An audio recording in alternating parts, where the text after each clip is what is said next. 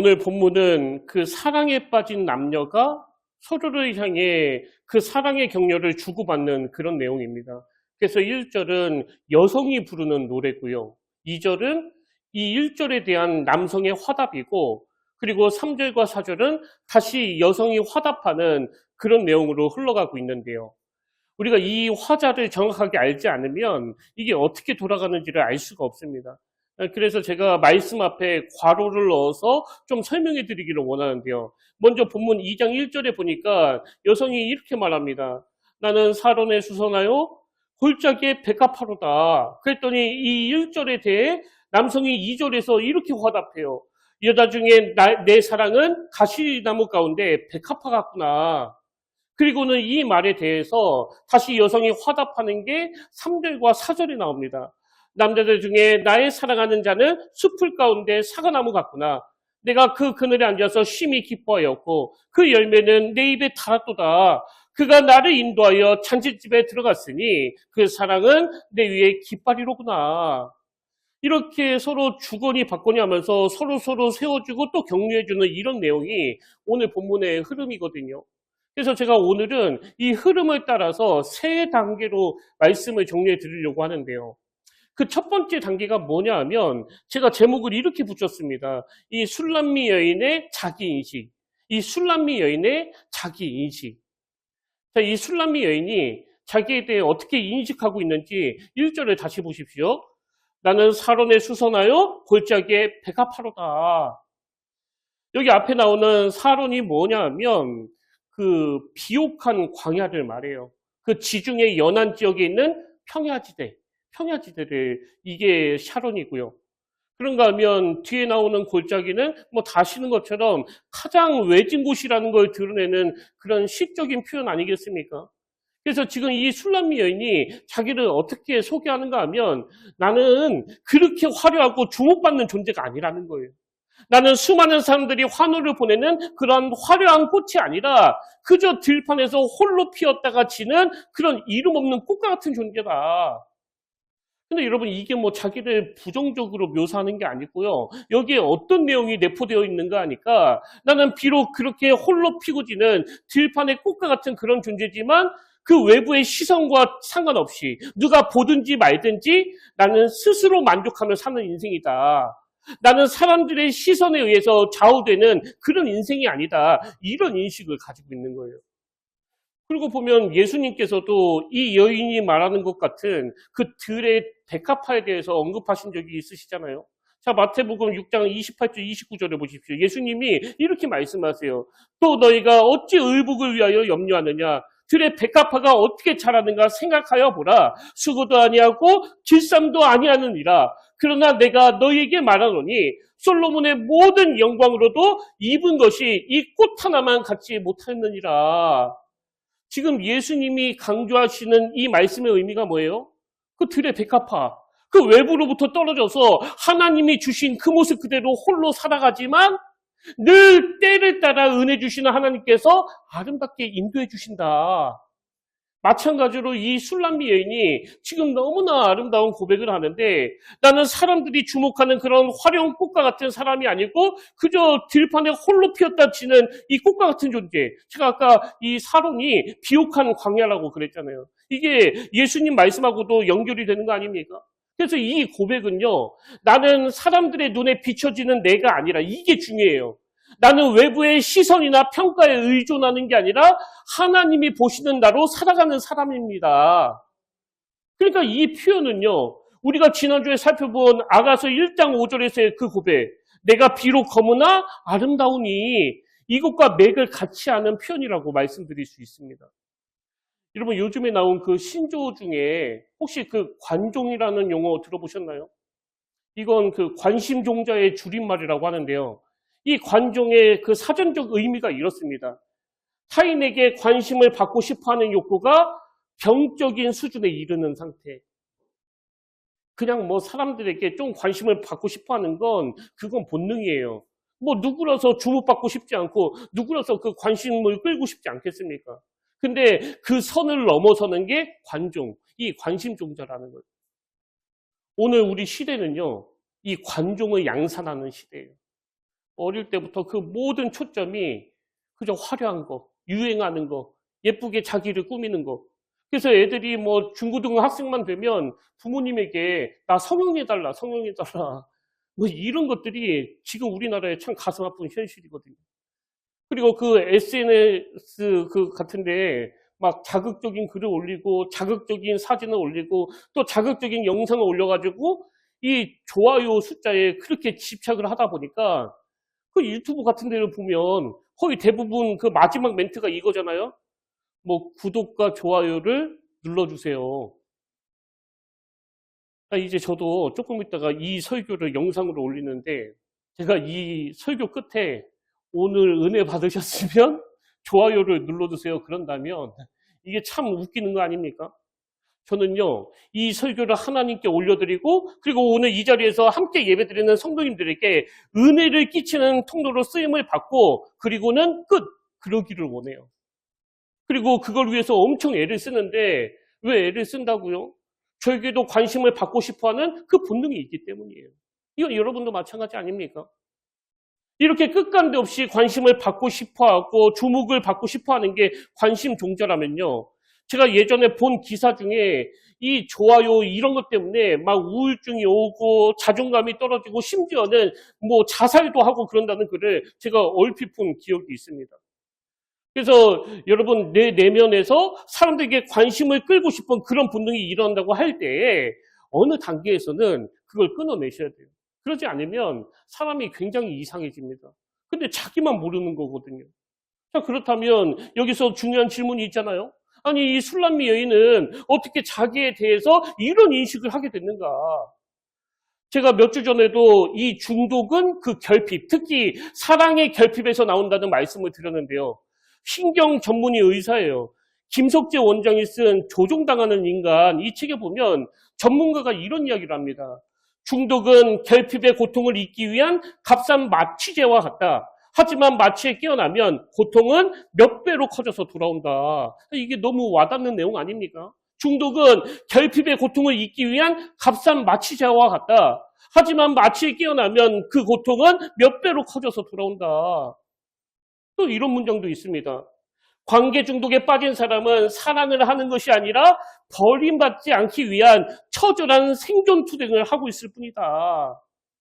그 결혼한 부부가 혹은 사랑하는 연인끼리 건강한 사랑을 해야 되는데 그 관계가 집착으로 흐르는 경우가 많잖아요. 왜? 그 사람에게 버림을 받을까 봐.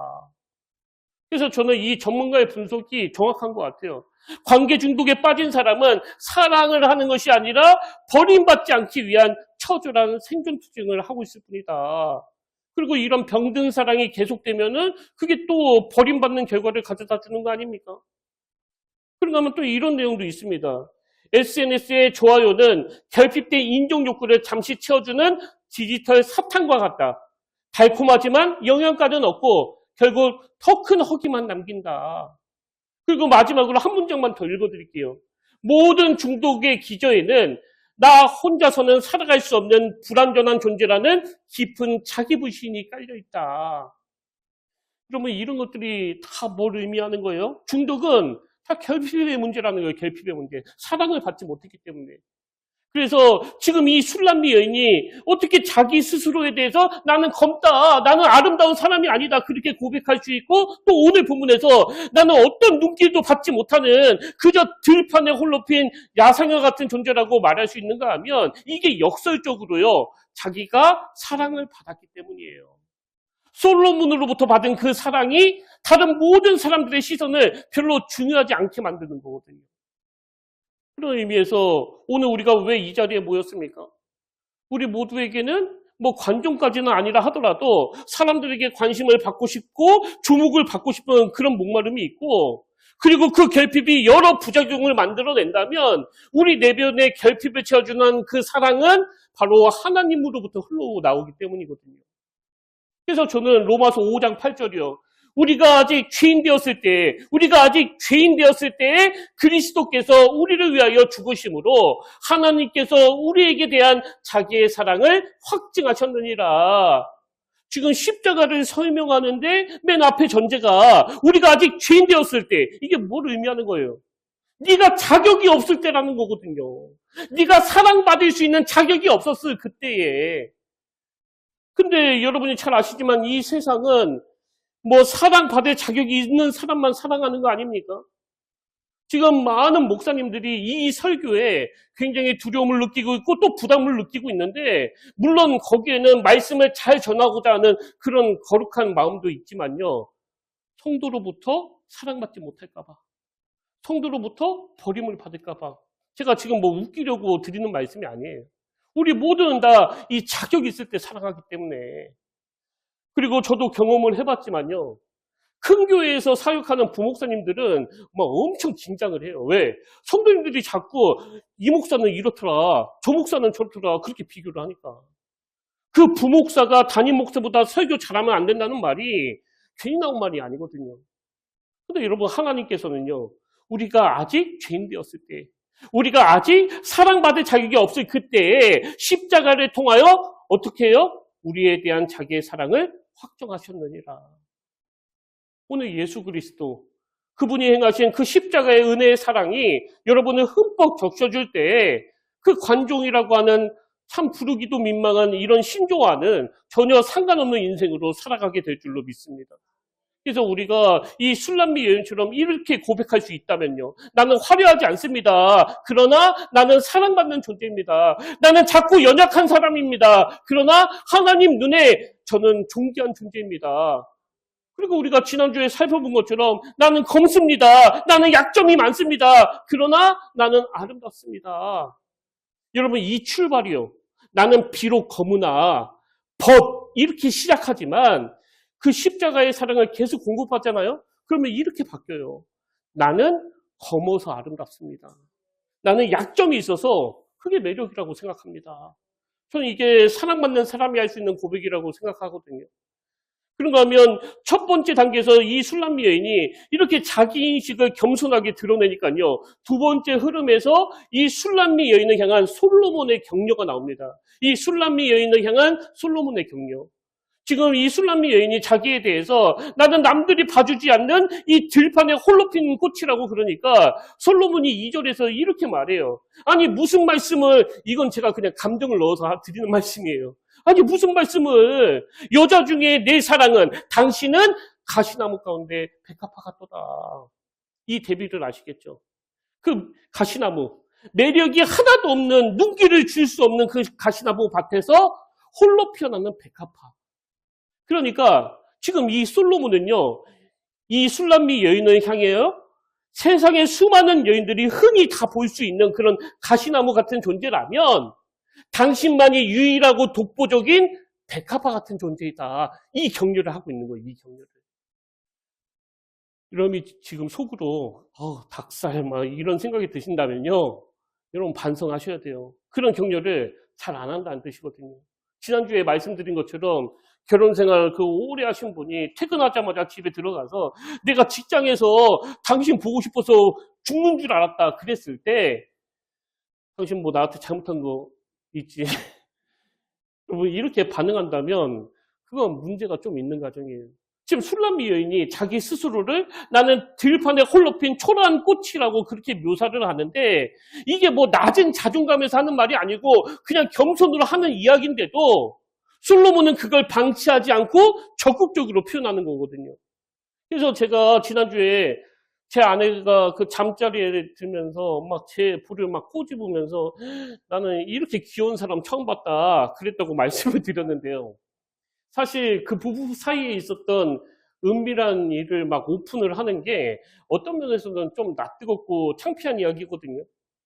그런 면에서 제가 그럼에도 불구하고 그 이야기를 꺼내면서 제 아내가 참 저에게 고마운 존재라고 말씀을 드리는 건, 지금 우리가 나누는 이 말씀의 흐름이 두 부부가 결혼하기 전에 그 추억을 떠올리면서 회상하는 내용이고, 제가 외모도 뭐 그냥 그렇고 뭐 가진 것도 없고 주목받을 거리가 하나도 없어가지고 저 스스로도 내가 무슨 결혼을 하겠나, 그렇게 들판에 홀로 핀 꽃이라는 존재라고 막 생각을 했었는데, 제 아내만큼은 계속 격려를 해주니까요, 지금 제 자존감이 많이 높아졌기 때문이거든요. 그래서 심리학자들은요, 이 격려가 가진 힘을 굉장히 높게 평가합니다. 여러분 혹시 이런 용어 들어보셨나요? 자기 충족적 예언. 이 용어는요, 뭐 부정적으로도 설명할 수 있고 또 긍정적으로도 설명드릴 수 있는데 이 자기 충족적 예언의 긍정적인 요인이 뭐냐 하면 타인에게서 받은 긍정적인 기대와 격려가 실제로 그 사람의 행동과 태도를 변화시킨다.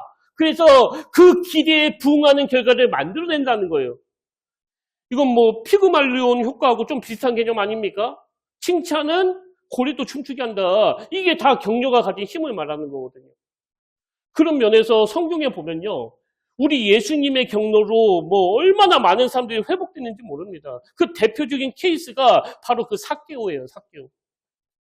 여러분이 잘 아시는 것처럼 이 삭개오는 사람 취급도 못 받던 그 인간 말종. 그래서 모든 사람들로부터 자기 동족의 피를 빨아먹는 인간이라는 그런 지탄과 비난을 받았던 사람인데 예수님은 그런 세상 사람들과는 달리 그 사람의 외모나 배경 또 과거에 뭐 어떤 죄를 졌나 이런 걸 보지 않으시고 그를 만나주시는 거 아닙니까? 그리고는 그 어둡고 캄캄한 인생이 주님을 만나니까 우리로 치면 복음이 스며드니까요. 이 삭개오가 이런 변화된 선언을 합니다. 누가복음 19장 8절 삭개오가 서서 주께 여짜오되 주여 보시옵소서 내 소유의 절반을 가난한 자들에게 주겠사오며 만일 누구의 것을 속여 빼앗은 일이 있으면 네 갑절이나 갚겠나이다. 그랬더니 없네요. 그랬더니 그 꿈틀거리는 삭개오를 향해서 그 다음에 하신 말씀이 이 말씀이에요. 굉장히 중요한 말씀. 예수께서 이르시되 오늘 구원이 이 집에 이르렀으니 이 사람도 아브라함의 자손이로구나. 여러분은 이 말씀의 의미가 뭐라고 생각하세요? 지금 주님은 삭개오를 격려하시는데 그의 정체성을 건드시는 거예요. 네가 보통 사람이 아니야. 너는 아브라함의 자손이란 말이야. 이게 주님의 격려예요. 하는 행실로는 사람들한테 비난을 받아 마땅한 이 삭개오인데 그 삭개오를 일으켜 세우시는 주님의 격려는 이 사람도 아브라함의 자손이라고. 생각해 보면요. 제가 어릴 때 그 교회 어른들한테 받았던 격려도 이거였던 것 같아요. 우유수, 너는 잘 될 수밖에 없어. 네 엄마, 네 아빠가 얼마나 기도하시는데 아니 네가 잘 안 되면 누가 잘 되느냐고. 그 낮은 자존감을 가지고 있던 제가 그런 격려를 끊임없이 받으면서 회복되어 가는 게 그게 다 교회에서 일어난 거거든요. 그래서 저는요. 교회 하면 떠올려지는 게 이거예요. 교회 어른들의 격려 또 주일학교 선생님들의 응원. 그 가늠한 여인들 향한 그 주님의 격려도 마찬가지예요. 수많은 군중들이 이 여자를 돌로 쳐 죽이려고 막 격분해 있을 때 그것을 막으시는 예수님의 그 한마디가 뭐예요? 요한복음 8장 11절 나도 너를 정죄하지 아니하노니 가서 다시는 죄를 범하지 말라. 이 말이라는 게 참 희한한 게요. 같은 지적이라 하더라도 격려로 들리는 말이 있고 또 비난으로 들리는 말이 있는데 여러분 그날 이 여인이 이걸 뭐 예수님이 자기를 비난한다고 들었겠습니까? 그게 격려가 가진 힘이에요. 그 내용보다는 어떤 마음으로 던지는 말인가 이게 중요한 거거든요.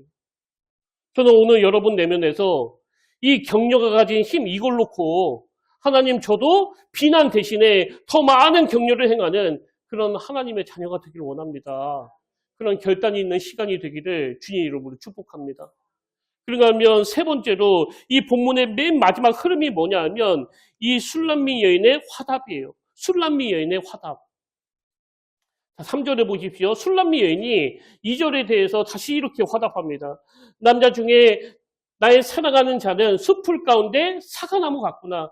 내가 그 그늘에 앉아서 심히 기뻐하였고 그 열매는 내 입에 달았도다.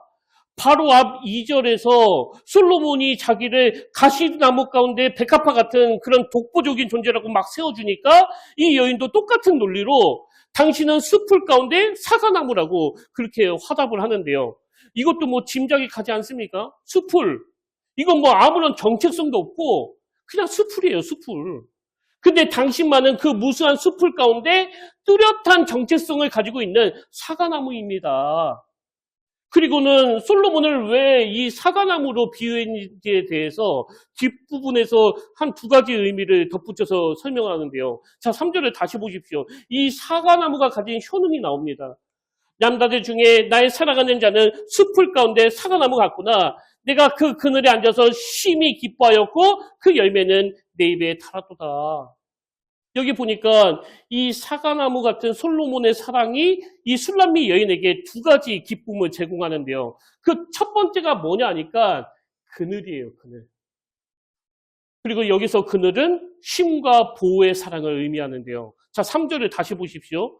남자들 중에 나의 사랑하는 자는 숲풀 가운데 사과나무 같구나. 내가 그 그늘에 앉아서 쉼이 기뻐하였고, 성경에서 이 그늘은요, 평안을 상징하고 또 보호를 상징하거든요. 그래서 시편 121편 5절에 보니까 여호와는 너를 지키시는 이시라. 여호와께서 너의 오른쪽에서 내 그늘이 되시나니. 그리고 또 이사야 32장 1절 2절은 오실 메시아에 대해서 이렇게 예언을 합니다.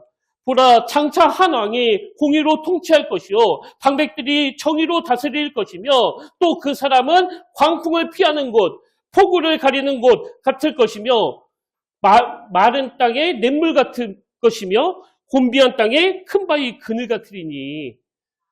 또 여러분이 잘 아시는 주님의 이 말씀이요. 마태복음 11장 28절. 수고하고 무거운 짐진 자들아 다 내게로 오라. 내가 너희를 쉬게 하리라. 이게 다 같은 개념이거든요. 그래서 저는 우리 교회 성도님들이요.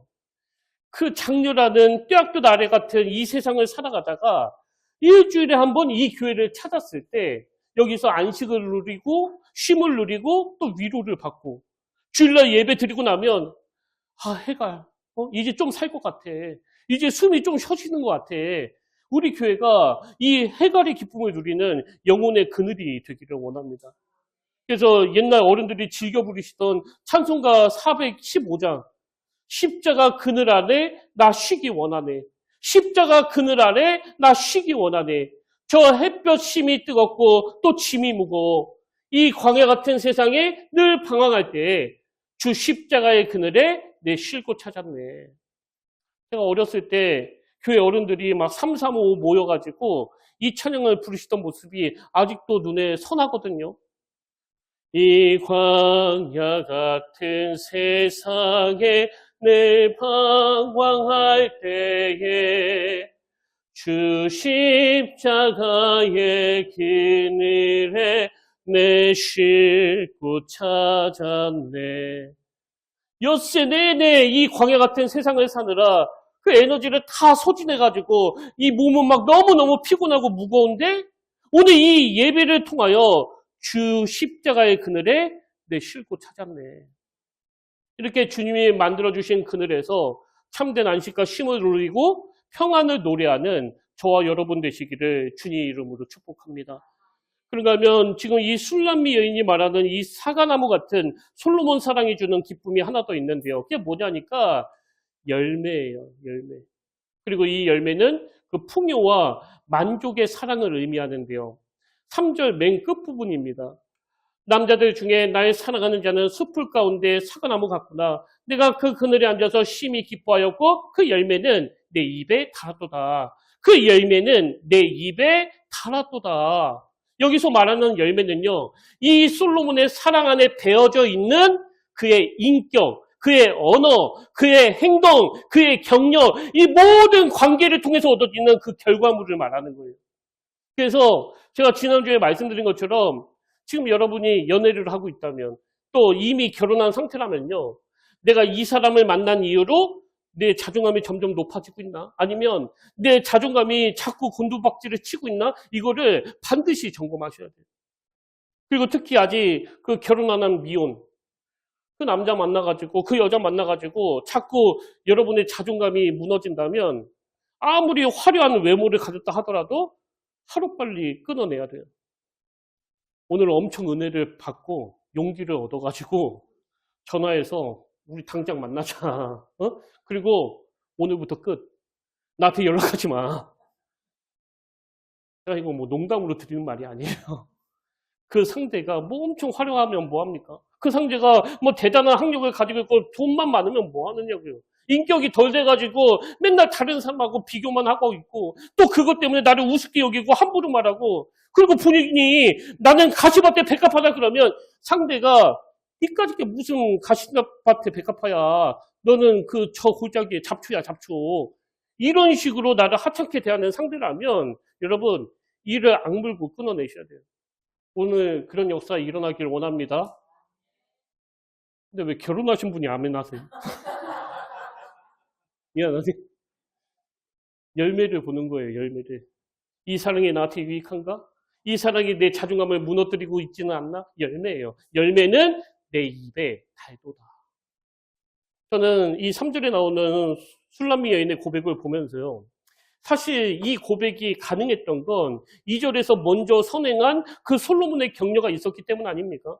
당신은 가시나무 가운데 백합화 같다. 이 솔로몬의 격려에 대하여 술람미 여인이 당신의 사랑은 사과나무 같은 사랑이라고 이렇게 화답을 한 거거든요.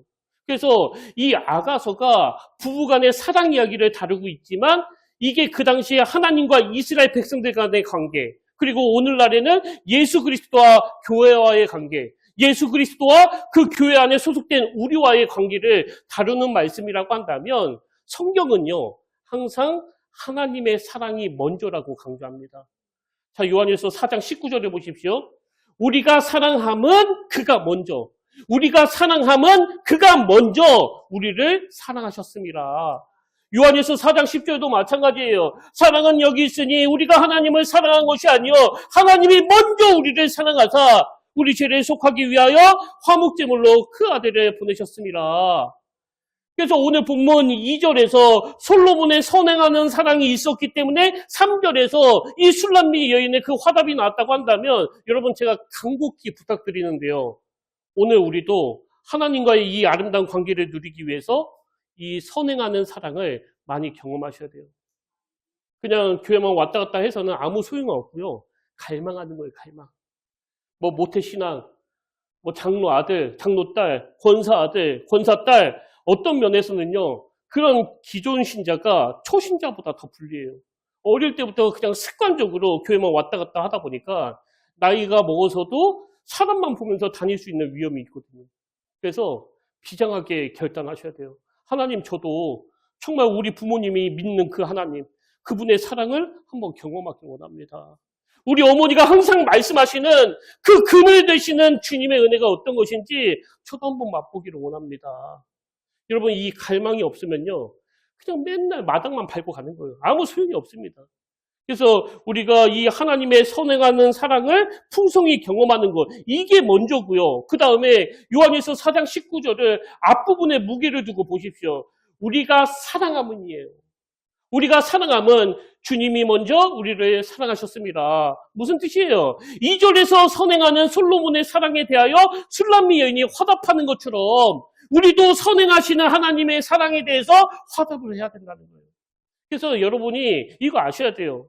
우리도 늘 격려가 필요하지만 우리가 하나님의 형상으로 지음을 받았다는 걸로 따져보면 하나님도 격려가 필요한 분이세요. 제가 요즘에 저희 어머니를 보면서 느끼는 게 그거거든요. 저도 어머니의 격려가 필요로 하지만 저희 어머니도 자녀들의 격려가 필요하더라고요.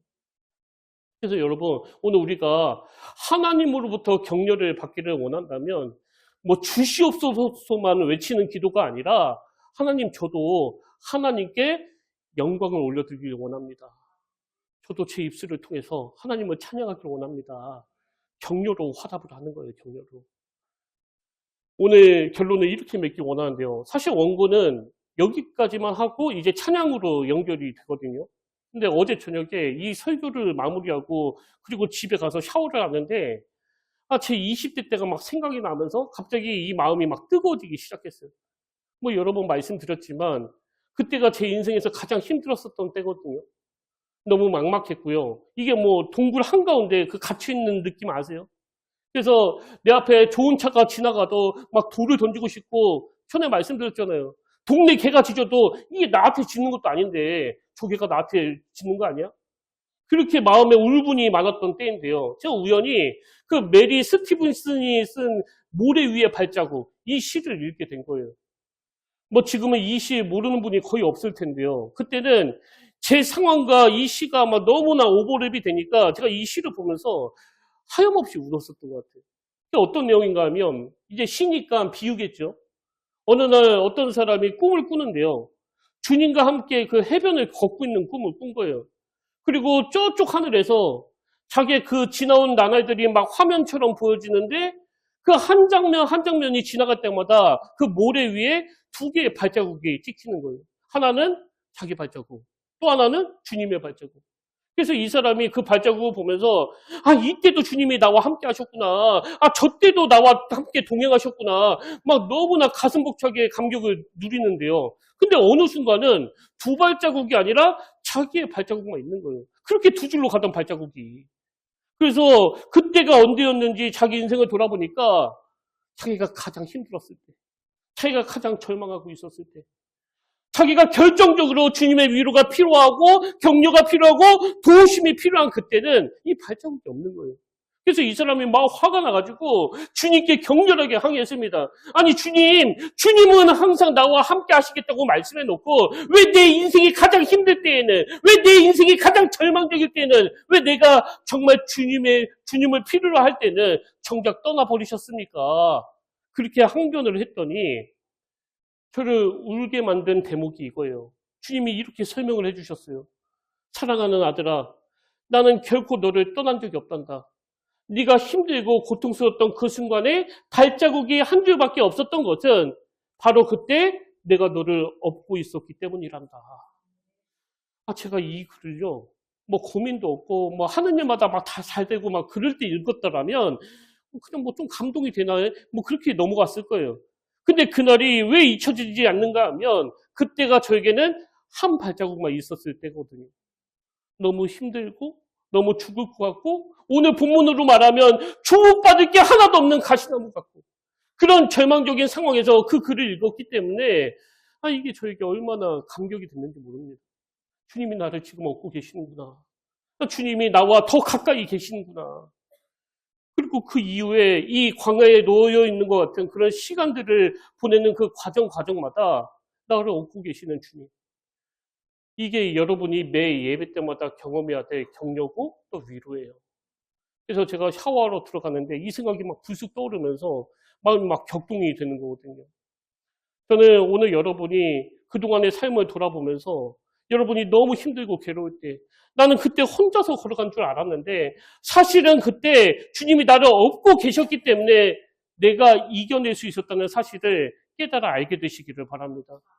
그리고 우리도 그 받은 은혜를, 그 격려를 하나님께 돌려드리고 또 이웃에게 돌려드리고 제가 아까 교회 어른들이 저를 살렸다고 그랬잖아요. 교회 안에 계신 너무나 고마운 집사님, 권사님, 장로님, 목사님의 그 끊임없는 격려로 제가 살았거든요. 저는 우리 교회 안에 이 하나님을 향한 격려, 또 우리 서로를 향한 격려가 이전보다 더 왕성하게 일어나게 되기를 주님의 이름으로 축원합니다. 그래서 저는 오늘 결단 찬양으로 제 마음을 울컥하게 만드는 이 찬양을 함께 불러보기를 원하는데요. 힘들고 지쳐 낭망하고 넘어져 일어날 힘 전혀 없을 때 조용히 다가와 손잡아 주시며 나에게 말씀하시네. 나에게 실망하며 내 자신 연약해 고통 속에 눈물 흘릴 때에 못자국 난 그 손길, 이게 중요해요. 못자국 난 그 손길 눈물 닦아주시며 나에게 말씀하시네. 너는 내 아들이라. 지금 이 자리에 크고 작은 격려가 필요하신 분, 그리고 과거에 이 격려로 살아왔던 분이 계실 텐데요. 어제 저녁에 저에게 임했던 그 뜨거움처럼 이 찬양 가운데 성령님이 임재하시고 또 역사하여 주실 줄 믿습니다. 우리 한번 이 찬양 같이 불러보기를 원합니다.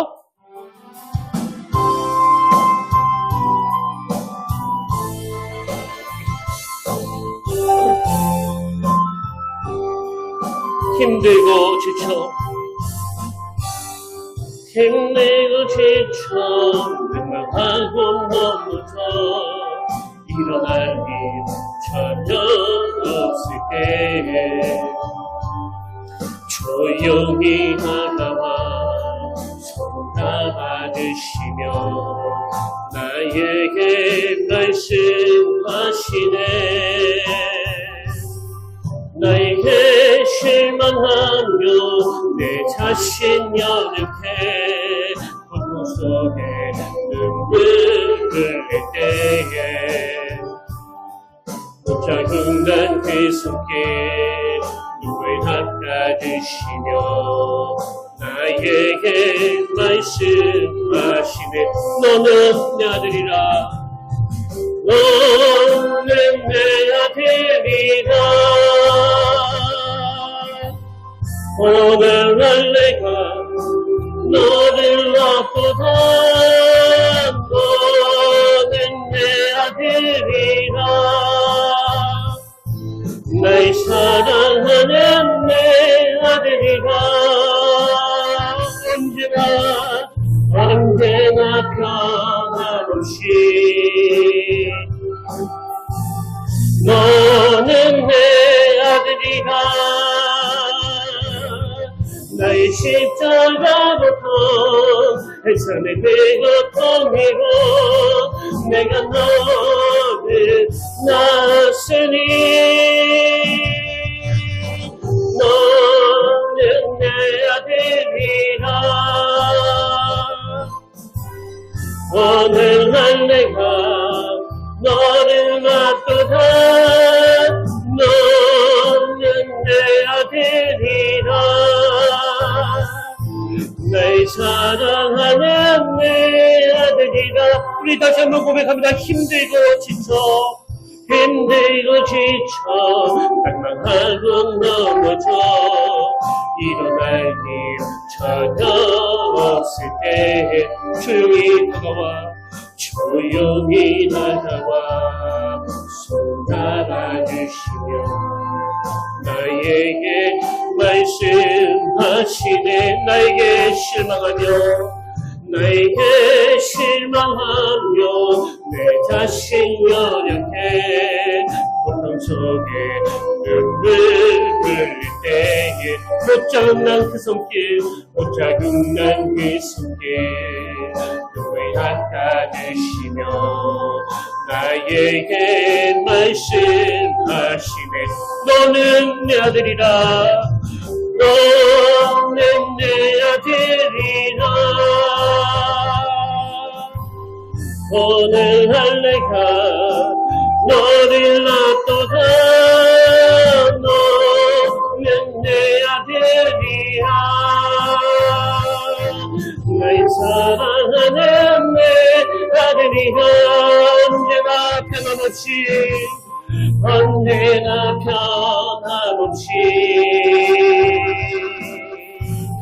너는 내 아들이라. 나의 십자가부터 해산의 계곡거리로 내가 너를 낳았으니 너는 내 아들이라. 오늘날 내가 너를 낳고다. 너는 내 아들이라. 날 사랑하는 내 아들이라. 아무것도 두려워 말라. 아무것도 두려워 말라. 주 나의 하나님이 지켜주시네. 놀라지 마라. 겁내지 마라. 주님 나를 지켜주시네. 아무것도 두려워 말라. 아무것도 두려워 말라. 주 나의 하나님이 지켜주시네. 놀라지 마라. 겁내지 마라. 주님 나를 지켜주시네. 내 맘이 힘에 겨워 지치지라도 주님 나를 지켜주시네. 세상의 험한 풍파 몰아칠 때도 주님 나를 지켜주시네.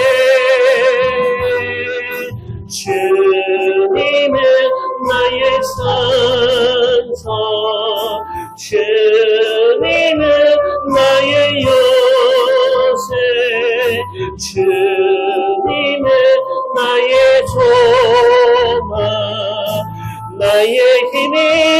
여호와 주님은 나의 산소 주님은 나의 산소 주님은 나의 영 주님은 나의 소망 나의 힘이 되신 여호와 아멘.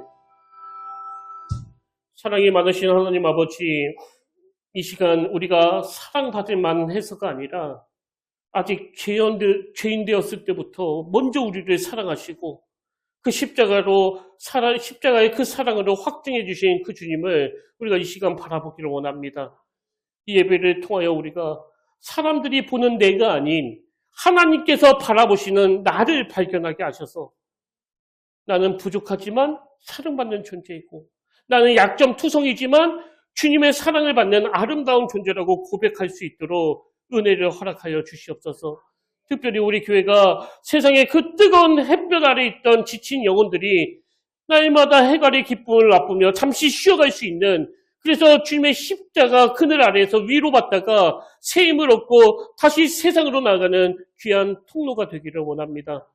그러기 위하여 술람미열처럼 우리 모두가 매 예배 때마다 너는 가시나무 속에 독보적으로 피어나는 백합화 같은 존재라고 말씀하시는 그 주님의 격려를 듣게 하시고 세상의 자극적인 사랑과는 달리 조용히 다가와 내 손 잡아주시며 내 등을 두들겨 주시는 주님, 얼마나 조용하게 사랑하셨는지, 나를 업고 계시는지 인식도 못할 정도로 잠잠하게, 그러나 단 한순간도 쉬지 않고 동행하고 계셨던 그 주님의 사랑을 우리가 깊이 경험하게 하여 주시옵소서.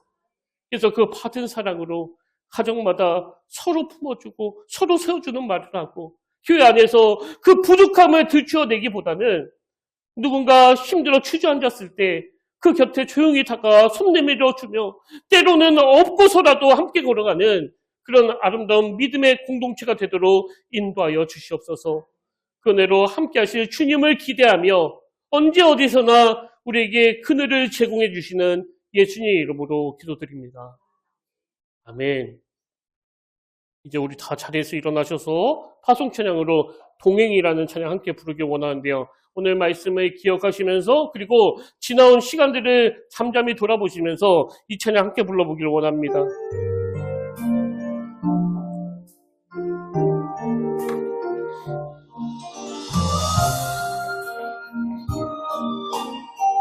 내가 걸어온 길, 길도 짧은 길, 내 힘으로 걸어온 줄 알았는데 여기까지 온 것도 주는 동행합니다. 주님 나와 동행하시네. 때론 험한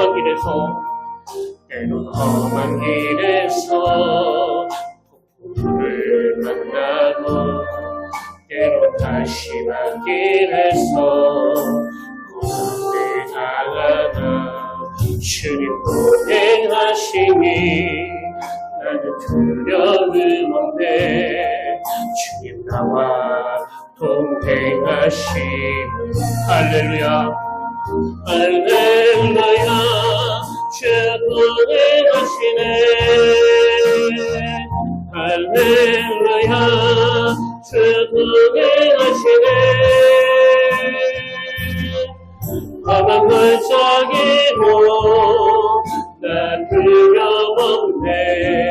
주님 나와 동행하시리라. 때론 험한 길에서 폭풍을 만나고 때론 다시만 길에서 폭풍을 당하나 주님 동행하시니 나는 두려움 없네. 주님 나와 동행하시니 할렐루야 할렐루야 주 동행하시네. 할렐루야 주 동행하시네.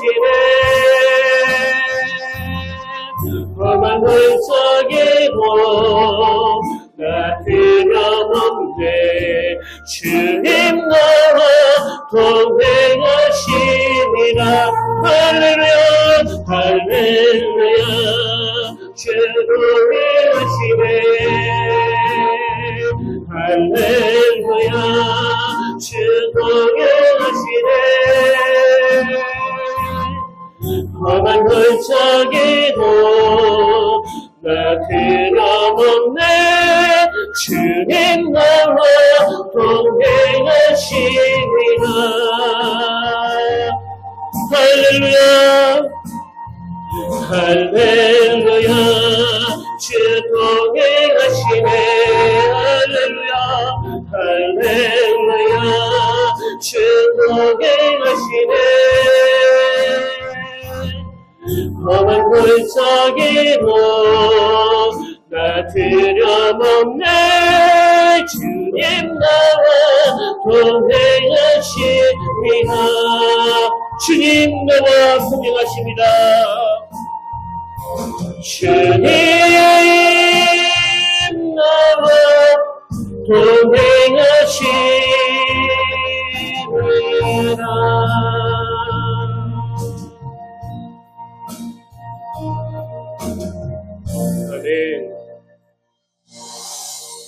하나님 아버지, 오늘 이 광야 같은 세상을 살아가면서 우리 성도님들이 때때로 외로움으로 또 고독으로 그렇게 낙심할 때마다 주님이 한 말씀만 들려주시길 원합니다. 너와 함께 하려고 내가 왔노라. 이번 한 주간 주님의 이 위로하심과 성령님의 만져주심을 경험하는 은혜의 시간이 되도록 인도하여 주시고, 어떤 어려움과 어떤 고난 앞에서도 하나님의 격려로 말미암아 거기에 주눅들지 않고 굴복하지 않는 그 믿음의 사람들이 다 되도록 인도하여 주시옵소서. 이제는 우리 주 예수 그리스도의 은혜와 하나님 아버지의 다함없는 사랑과 성령님의 감동, 감화, 위로, 교통, 그 충만하심의 역사가 오늘 주신 말씀 마음에 담고 날마다 주님과 동행하는 기쁨을 누리며 받은 격려를 주변에 잘 흘려보내기로 다짐하며 예비하는 모든 주의 자녀들 머리 위에 지금부터 영원토록 함께 하시기를 간절히 축원하옵나이다.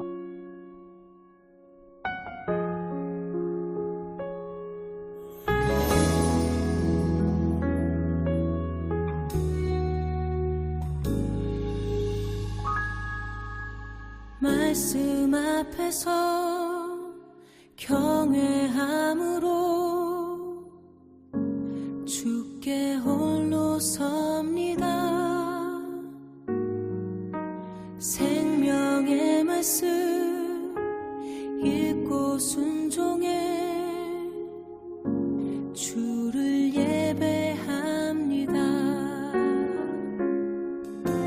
기록된 말씀 힘이 있어서 진리로 우리 거룩해 하며 거룩한 말씀 세세 영원히 복음이